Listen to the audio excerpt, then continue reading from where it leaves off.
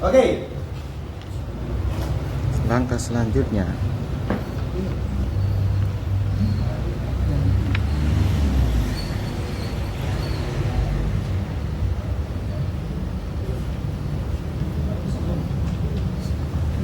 Oke, sekarang poin berikutnya, Poin C. yaitu poin C. Poin C, identifikasi bahaya, penilaian resiko dan pengendaliannya. Itu masuk ke tahapan berikutnya sekarang. Jenis pekerjaan sudah di sini? Sudah. Kan? Langkah kedua dari identifikasi bahaya adalah uraikan menjadi langkah kerja. Dari apa? Dari jenis pekerjaan yang akan dilakukan. Pengelasan, langkah kerjanya. Langkah kerja itu kan ada bener ya? Ada pelaksanaan, pra-pelaksanaan, ada pelaksanaan, ada pasca pelaksanaan, tanggal. Pra-pelaksanaan itu persiapan, apa bahasa sederhananya ada persiapan apa biasanya? Safety talk, mempersiapkan peralatan kerja, gitu? Mempersiapkan material, safety briefing atau safety talk biasanya. Apalagi? Siapa? Oke, pelaksanaan. Kalau tahapannya adalah perbaikan gerobak, berarti orang naik tangga enggak? Naik tangga satu, ya kan? Tangga pertama kan? Pasang katrol, boleh nggak kita bawa material? Alat sopo terus sampai pikul orang kan? Berarti kudu di gerek. Begitu kudu di gerek, berarti langkah kedua adalah pasang katrol dua. Yang ketiga, menaikkan material. Tiga loh. Keempat, mempersiapkan area pengelasan. Benar ya? Kelima, pengelasan. Anggap sabar ya, mudun. Kan banyak langkah-langkah ya. Oke. Pertanyaannya adalah, poinnya adalah dari langkah naik tangga dengan langkah menaikkan material, potensi bahayanya sama apa? beda. Sumber bahayanya sama apa beda? Beda. Karena sumber bahayanya, makanya harus ada langkah kerja. Biar kita mengetahui apa sumber bahaya dari setiap langkah kerja. Dan semua sumber bahaya itu iso dikenali dan iso disikapi. Mana ya? Nah itu fungsinya. Ya. Saya ambil contoh uraian kegiatan. Sekarang tak benci. Uraian kegiatan yang pertama adalah kolomnya uraian kegiatannya saya ambil contoh adalah naik tangga. Ya. Contoh naik tangga ya.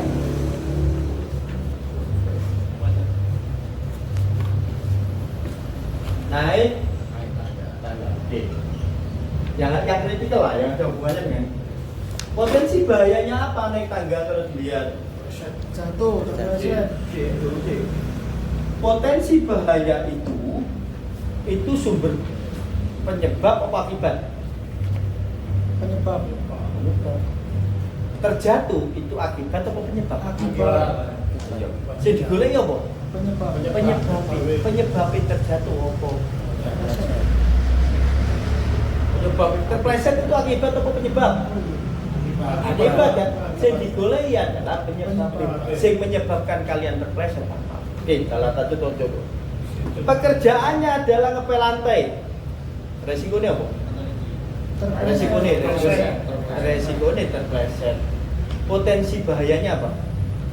Jatuh, selio, Enggak. buka. Potensi bahaya itu adalah yang menyebabkan lantai basah. sumber bahaya itu adalah menjadi penyebab terjadinya akibat.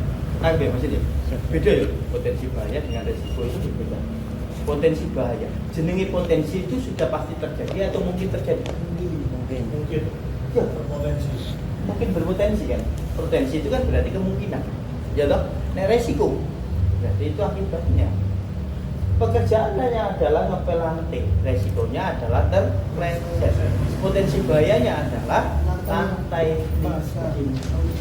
ya toh? Pengendaliannya bagaimana? Si kue kudu gawe utawa keringkan sih. Nek gawe jalan, gawe mlaku. Ngono kan? Nah, kita sekarang kaji dari konteks pekerja. Sekarang naik tangga, potensi bahayanya apa? Kalau dalam dunia K3 ada diperingkas menjadi unsafe action, ada unsafe Condition Unsafe actionnya apa naik tangga? orangnya, Unsafe actionnya apa? orangnya. Yang biasa dilakukan, ayo orangnya kan, biasanya dilakukan orang pada saat naik tangga yang menjadi potensi bahaya dan bisa terjadi terjatuh itu apa? Hah? Hindari Salah, belakang berarti naik dalam keadaan tidak sehat, kurang fit, potensi bahaya kan? Resikonya adalah terjatuh. Setiap kali orang naik dalam keadaan tidak sehat pasti terjatuh enggak? Belum Mesti. Tuh. Nangkep maksudnya ya? Kemungkinan. Oke, paling gampang. Naik tanpa apa? Tanpa pengaman. Yo, Naik tanpa pengaman. naik tanpa pengaman. Potensi jatuh beresiko enggak? Potensi bahaya enggak? Potensi bahaya naik tanpa pengaman. Resikonya terjatuh. Setiap kali orang naik tanpa pengaman pasti terjatuh enggak? Belum tentu. Belum tentu pasti. Ayo, kalian kamu pernah naik tanpa pengaman enggak? Oh pernah Pak? Mana? Dan saya kira soal training. Jadi kita terjatuh pernah training dulu. Sakti lah. Sakti gue ya. Kapan? Ini konteksnya adalah mungkin. Lah baru tabel berikutnya adalah resiko. Resikonya apa? Terjatuh. Ternyata resiko itu ono nilai. Nah, nilai resiko. Jadi kita habis loh. Dan ini ya. Yang atas habis ya. Ini aman ya ini ya. Iya Pak. Nah, ya.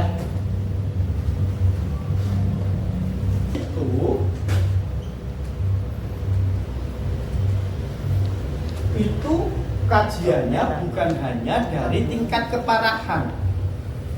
Oke, jadi tingkat keparahan ini kok nek mau 4 meter kok Cuklek. cuklek cacat.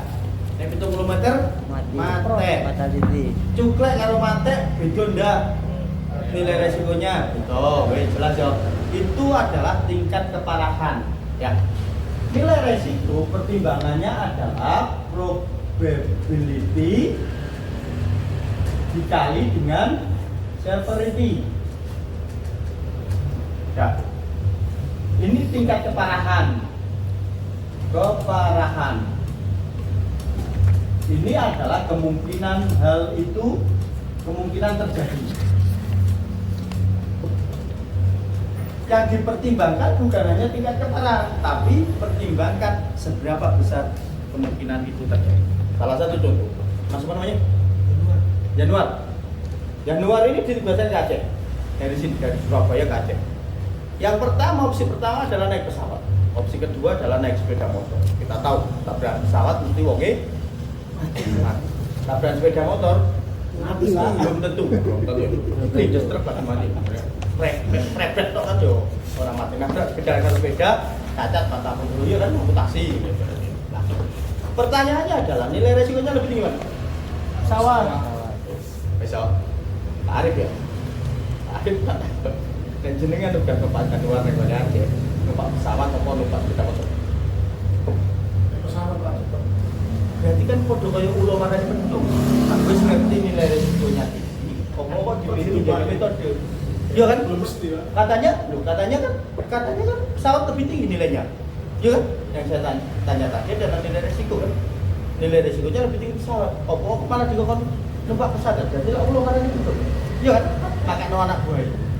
Oke, nah, nilai resiko ini menjadi acuan bagaimana kita memilih sebagai metode kerja. Sepakat tak? Nek ono nilai resiko rendah dan nilai resiko tinggi yang kalian pilih yang mana? Benar. Nah, oke bertanya. Itu kalau kita kaji dari tingkat keparahan, nilai resikonya lebih parah. Lebih parah. Ada pesawat yang sudah nonton? Pesawat. Ternyata pertimbangan nilai resiko bukan hanya tingkat keparahan, tapi kemungkinan kemungkinan kecelakaan pesawat dari Sidoarjo sampai Aceh, kemungkinan kecelakaannya tinggi apa rendah? Nah, Pesawat toh. Ini Ya. tinggi orang ono sing nanam saham nang gone Iya. Indonesia. kan numpak Eh? pesawat. Kan sing numpak, Pak. Dalam konteks kalau sing empat sih. Iya kan bener ya? Atau konteksnya ini apa kemungkinan hal itu terjadi atau frekuensi atau tingkat keseringan. Tingkat keseringan. Nah. Oke, tak tanya. Kemungkinannya rendah atau tinggi pesawat? Rendah. Rendah kan? Naik sepeda motor nilai resikonya lebih tinggi mana? Nah, semua mau dikalikan. Motor. Eh? Motor. Sepeda motor. Dalam kemungkinan atau kajiannya adalah frekuensinya kita lihat berdasarkan apa? Data statistik kecelakaan kan? Iya. Kecelakaan pesawat di Indonesia itu berapa tahun sekali? Moga-moga Enggak, ini kan orang katai kan mesti orang Musim. kan mesti orang jelas itu sebelum itu loh. Biro, telung tahun anggap ya perkiraannya. Telung tahun 4 tahun sekali. 4 tahun sekali anggap ya. Nek sepeda motor Sering Pak. setiap hari gitu kalau kecelakaan. Kaan. Anggap bahas ini. Sehingga nilai resikonya pesawat dengan sepeda motor lebih tinggi mana? sepeda motor. Kalau tingkat keparahannya lebih parah pesawat, tapi pertimbangan kalau untuk nilai sebuah risiko, pertimbangannya bukan hanya tingkat keparahan, tapi juga kemungkinan hal itu terjadi. Oke ya, nah kembali sepakat ya. Nah, hubungannya apa kalau kita naik tangga? Timnya Pak Arif dengan timnya Pak Indra. Pak Januar itu pekerjaannya kilometer. Catatan HSE sangat sering sekali dia tidak menggunakan pengawas. Kelompoknya Pak Januar. Kelompoknya Pak Arif pekerjaannya adalah 70 meter. Orang catatan HSE tidak menggunakan pengaman. Selalu mengikuti aturan sesuai dengan SOP-nya. Kalau pernah repot dari HSE bahwa tidak Pak Januar melanggar aturan. Nilai resikonya lebih tinggi mana? Januar kok Arif? Januar. Nah, bebas saja ya. Makanya untuk mempertimbangkan itu, pertimbangannya bukan hanya tingkat keparahan, tapi juga yaitu kemungkinan saling. Oke.